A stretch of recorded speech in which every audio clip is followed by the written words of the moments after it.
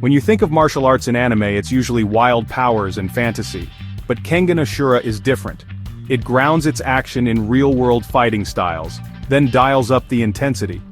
Karate in Kengan isn't just about tradition, it's a weapon, a philosophy, and a raw display of power. Every punch is a full-body commitment, every strike meant to end the fight. This isn't point sparring, it's full-contact, knockdown combat. The show highlights karate's diversity, different styles, mindsets, and applications from strict discipline to chaotic violence. What makes it fascinating is the behind each fight. A punch isn't just a punch, it's a statement of the fighter's spirit, their principles, or their darkness. Karate becomes a mirror, reflecting the soul of whoever wields it. Kengan Ashura breaks down this legendary art through its fighters' philosophies and how it stacks up against other insane styles in the tournament. In a world where sumo wrestlers face kung fu masters and biological weapons, karate stands as a testament to pure, hard-hitting technique. It's beautiful, brutal, and unforgettable.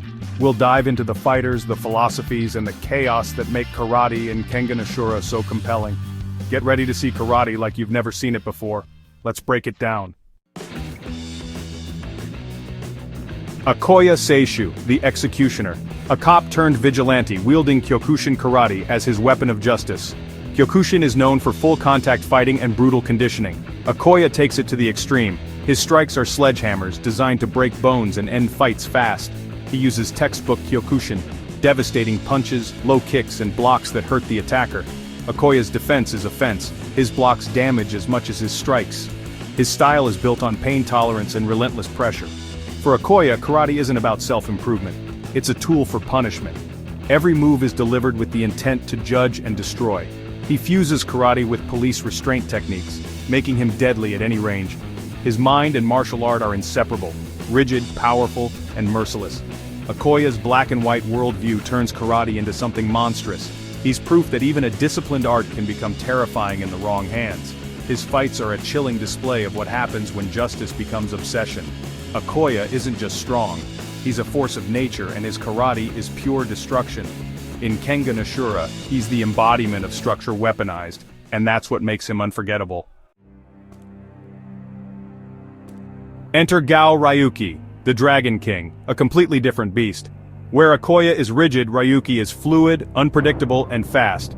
His style blends karate with the Gaoh family's assassination arts, a hybrid of precision and savagery. Ryuki doesn't trade blows, he dances using footwork and angles to strike from nowhere. His attacks target vital points, throat, eyes, joints, with surgical accuracy. Karate's core mechanics are there but fused with something wild and predatory. Raised in isolation, Ryuki fights to survive, not for honor or sport. His mindset is pure instinct, predator versus prey. He'll use classic karate moves but aim for the most vulnerable spots. Efficiency and ruthlessness define his approach.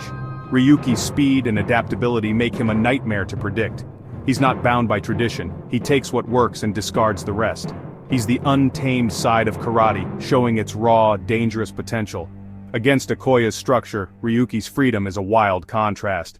Two masters, two philosophies, one brutal arena. Akoya and Ryuki embody the classic debate structure versus savagery. Is disciplined, systematic training superior, or does raw instinct win in a real fight? Akoya is the ultimate traditionalist. His karate is a system, drilled to perfection. Structure gives him power, resilience, and precision. The argument discipline builds a fighter who won't break under pressure. Ryuki is pure instinct. His movements are unpredictable, born from survival, not rules. The counter-tradition can make you rigid, while adaptability is key in chaos. Kengan Ashura doesn't pick a side. It shows both strengths and weaknesses. Akoya's rigidity is powerful but predictable. Ryuki's wildness is dangerous but can be outmaneuvered. The show suggests the best fighter blends both, discipline and killer instinct. It's a debate with no end, and Kengan Ashura brings it to life in every fight. Structure versus savagery, two sides of the same coin. The real answer: adapt, evolve, and survive. That's the heart of martial arts. And that's what makes Kengan Ashura's battles so compelling. So, how real is the karate in Kengan Ashura? Surprisingly, a lot of it is grounded in reality. The techniques, punches, kicks, blocks, are straight from real karate. The animation nails the mechanics: hip rotation, power generation, and stances. Akoya's Kyokushin-inspired toughness and conditioning reflect real training philosophies. Hard blocks that hurt the attacker? That's a legit high-level concept. Of course, the show exaggerates, nobody's forearms are steel and no punch sends you through a wall. The speed and power are superhuman, but the core principles are authentic. The mental game, focus, timing, distance, is central to every fight. Fighters control space, set up attacks, and exploit openings just like in real karate. The anime amplifies the drama, but the spirit of karate is real. You won't learn superhuman moves, but you'll appreciate the art's depth and strategy. Kengan Ashura is a blockbuster, not a documentary, but it respects the martial art. It's a fantastic introduction to karate's power and philosophy. Even in fantasy, the heart of karate beats strong. That's what makes it so captivating. One of Kengan Ashura's thrills is seeing karate tested against every martial art imaginable. It's the ultimate who would win scenario, and karate is always in the mix.